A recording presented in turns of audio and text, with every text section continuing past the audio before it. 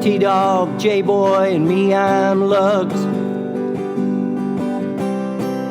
Our pride and joy is pumping our mugs. Be careful, kids, it could get rough. We're flipping our lids on sports and other stuff.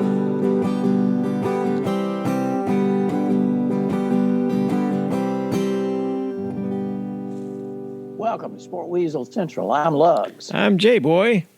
And I'm T-Dog. Yes, sir. Hey, gentlemen, it's college football. The Final Four is set, and we got who we wanted. I think we'll talk about it in the NFL. Week 13 already. How did that happen? The Chiefs are on a roll. Minshew Mania is back. And oh, yes, the Lions. Can you believe it? They won their first game. That's worth mentioning. Lugs, T-Dog, good to see you guys. Let's go. Let's get it started. Where do you want to start? Lugs, take it away. Go. Well, I think we got to go with a little bit of college craziness locally here. U of L Vince Tyree looks like he's going to Florida State. But then we can transition straight into the playoffs, the CFP, as it were. I'm not real surprised. I believe I predicted that, and I believe T-Dog owes me a biscuit. We bet a biscuit on the Oklahoma State Cowboys, did we not? I don't remember. Good answer. Sure. I really don't. Were you a member of some administration or something? I don't remember. That's there. Anyway. Don't resemble that remark. Yeah. I got to say, Bryce guaranteed the Heisman because recency bias will say they beat the number one team and did it soundly. I mean, that kid was the best I've ever seen. So I think he's number one on the Heisman runway. Bottom line, it'll end up being Alabama and Georgia again. It'll be in, as far as I'm concerned. I think Michigan has a decent defense. They just don't have enough offense to fight any, Alabama or Georgia. And Cincinnati, they're here for the beer. They're going to get just destroyed. But Lugs, you owe me a biscuit, man. You said Cincinnati's not going to be in. They're in. They are in to win. Oh, okay, well, biscuits all around, baby. Is that sausage, turkey, steak, or gumbo? I'm a veganish kind of guy, so if you can work that into it, All right. Okay, a little paste. All right, T-Dog, get it. Woo! Go get it. Well, if we're gonna talk about who owes biscuits, I'll get right into it. In terms of Georgia, Alabama, the only way I saw Georgia losing, and I know there are other factors too, but the only way that Georgia was going to lose was the mistake that Kirby Smart has yet to remedy, and it's at the quarterback. And I'm not putting it completely on Stetson Bennett. He's fine, but if you go back the last few years in terms of who's won the championship, almost all those quarterbacks have now in the last few years either win or lose have essentially been first round quarterbacks. We're talking about Tua, who came in the second half against Georgia and he won it, against Fromm, who. I mean, Fromm's going to probably start a game this week for the Giants, but I remember Fromm. Yeah, Jake, right? Yeah. Jake Fromm, who they decided to start over Justin Fields, who transferred, who also started in a championship game last year. It was drafted in the first round. So they're misevaluation quarterback. And look, is JT Daniels the answer? I don't know. I think once that score got to a certain point, what's it going to hurt to put JT Daniels out there? All he can do is bring you back. There's no pressure on JT Daniels. Stetson Bennett, clearly after that pick six, I mean, he was frazzled. But just get him out of there. So, and look, the defense clearly didn't live up to what they were. But the one thing I'll at least give the defense carried this team all year. This was the one time where Stetson Bennett could have really stepped up for them, and he went small. And that's the difference between Alabama and the Bryce Youngs of the world and the Georgia and Stetson Bennett's of the world. So if there's a rematch, and I'm not saying there is, who wins that next one? Alabama, Georgia. Alabama. I would they know what to do now. I don't think. See, I think Georgia's defense.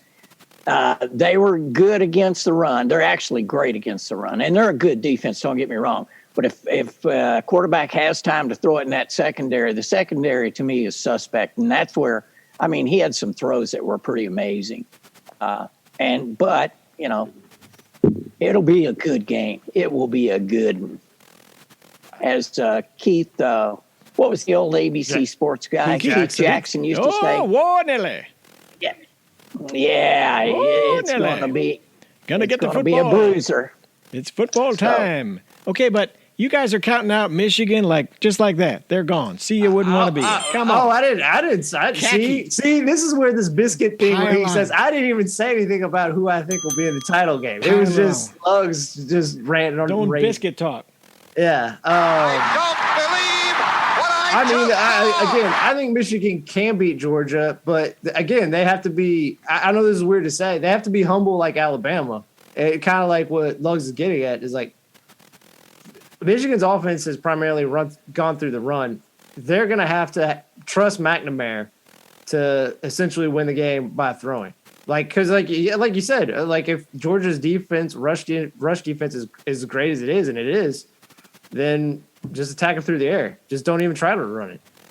And that's essentially what Alabama did for the most part, and they had a lot of success. But again, Bryce Young is obviously a different breed of player than McNamara. McNamara has played very well. I think he's easily been the best quarterback for Harbaugh during his tenure. That being said, he's never been asked to carry the load. And I think, to be fair to at least what Lugs is saying, I think Alabama and Georgia should be favored to be the championship game because I don't know if Harbaugh has just the sheer willingness to win without putting his pride in. Because that's the thing that you got to respect the most about Saban. Saban doesn't care about pride. If he's like, my team's not good at this, he will not try to do that. Like he's not like, well, I coach them, I recruited them, they can do it. And you say Harbaugh will force it. I'm afraid he's going to force it. Yeah. And or again, essentially to me, Stetson Bennett, who I know it sounds like I hate, I don't. I think he's good. It's just in this high level of this upper echelon, he's not that level of quarterback. I'm not saying he's bad. Like I'm not even saying he's not better than McNamara. I think they're kind of equal. But Michigan has a good enough defense that maybe they can. I think they can win against Georgia in a few ways. Because you go back to that Clemson game. If Clemson doesn't make a mistake week one, they could have won that game. Like it came down to Uwe Ungalale threw a pick six. And that was pretty much the difference in the game. If you're willing to just play an ugly rock fight, then maybe you can beat Georgia if Stetson Bennett screws up. So my big question is, who is going to be in those Nissan commercials with Archie Griffin, Kyler Murray, Tebow? I'm going. Lugs, you ready? Desmond Ridder, baby. Because I'm not a lot of luck with that. I wish you luck because they named the 4 finalists and he was not one of them. Oh, well, see, I didn't get the morning paper. He could be the write-in vote. Don't be telling him that. I was going to bet him another biscuit. All right, let's just get out of this crap. All right, there goes my ballot. I think your biscuit bets are bogus. So I'm not allowing you to throw them out there for people who like me who can't remember. And I forgot Lugs is a Heisman voter too. So I forgot that he's on the inside scoop. All right, so what else about that? So it'll be interesting. It's ready to go. I think with the time that Alabama has to obviously figure out Cincinnati, that's the unfortunate thing for Cincinnati is if it was maybe just a week. Yeah, I think it could be interesting because Cincinnati's strength is actually in their secondary. But again, Alabama is like, well, then we're just going to run it. Like that's the thing is like they look at their opponent, they look at the weakness, and they can take advantage of the weakness. And obviously, to be fair to your point, Ridder is better than Bennett or McNamara. So, like, he's definitely the second best quarterback, I would say, of the 4 in the championships. But I don't know if it's going to be enough. I think I do believe at the end of the day, stars do matter. And it's not that Cincinnati isn't a well-coached team. It's just that once it gets to that late third quarter, fourth quarter, Alabama has so much depth. That's one that it can shift. I'm not saying Cincinnati won't maybe play them tough for a while, but it'll end up being Bama. It doesn't matter. Ritter's going to be wearing a Jets uniform next year anyway, right? We're all somewhat decent. I think the Texans. Oh, you think? Oh, I'm thinking the Lions will have the first pick, so who are they going to take? Not a quarterback, I guess. Hey, I don't know about that because Texans, man, they're already out of the playoffs. I guess the Lions are as well, but By the way, that's in the same. Another bold prediction by Lugs. Team just got their first win. See, you and I didn't get that. There's some construction on my street, so I didn't get the morning paper about the Heisman nor about the Lions are out of the playoffs. I must have missed that somehow. All right. All right, let's move on to the NFL. We ready, or we want to talk a little more college? Oh, no, NFL. Jump it. Let's go. Let's go. Where do we start with that? I got to take my hat off to John Harbaugh for going for that 2-pointer there. And they almost did it, but it was like all I was thinking at that point is Rich Brooks. When Kentucky could have beaten, when they could have beaten, it was at Arkansas or LSU. Anyway, it was like 4 overtimes, and Rich Brooks decides we're going for it now. So I respect that. But Pittsburgh, it gave Pittsburgh new life, and Roethlisberger, the man held together enough. I don't know what they're tying him together with it these days, but they pieced him together enough each week. I mean, he's a Frankenstein at this point. You see him on the sidelines, and he's got this just blank look on his face, man. But they won the game, so there you are. Yep. It was it was definitely a hard loss for the Ravens, who, let's be fair. You kind of go back and look at some of their wins. They were due to lose a game like this. It was self-inflicted. It's been in the waiting for a while. Yeah, because you look at how they beat the Lions. They shouldn't have won that off that crazy kick. I know they have Tucker, but still, it was a 60-yard kick. 66. Luckily, again, the Bears are so inept. They should have lost that Bears game. You go back to that Sunday night game against the Colts. Colts were a better team, but I don't know, crap the bed. That's the thing is they were due to lose one of these games. I understand the reason why they went for it, and he kind of talked about it because they were essentially their best corner, Humphrey. He got injured. I believe they were down another corner, so they just felt in overtime that Pittsburgh would have been able to slice them apart through the air just because they didn't have any. So they're just trying to finish it now because Humphrey's injury might not be that severe. Well, he won't be able to play next week. So they're just trying to, get it done and get it over with. Just like Auburn should have done in the Iron Bowl. But anyway, that's another thing. Lamar, again, I think the weight of just carrying this team is starting to take its toll because you look at how he played against Cleveland. And to be fair, Pittsburgh's defense played sensational. To be fair, Watt, Hayward, and Minkah Fitzpatrick all were making plays.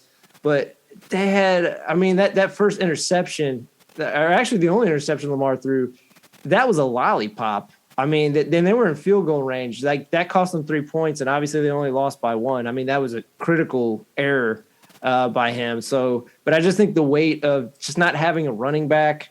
That they're dragging out Devontae Freeman's corpse and Latavius Murray. It's like, what are we doing here? And and their defense again. If Marlon Humphreys is out, we really might see the Ravens start skidding because their defense hasn't really been that great all year. They've been kind of, Wink Martindale has been having to drop all these crazy schemes just try to cover up just mediocre defense. So, but. Well, speaking of corpses coming back to life, Adrian Peterson scores a touchdown for the Seahawks. How about that? He ties him 5th with James Brown, with Jim Brown, by the way. Gives him 5th on the all-time list with that touchdown, his 126th. Yes, he still lives. He walks. He talks. I know. I thought he had just been cut and he was gone, but obviously I was wrong. Because he was in Tennessee for what,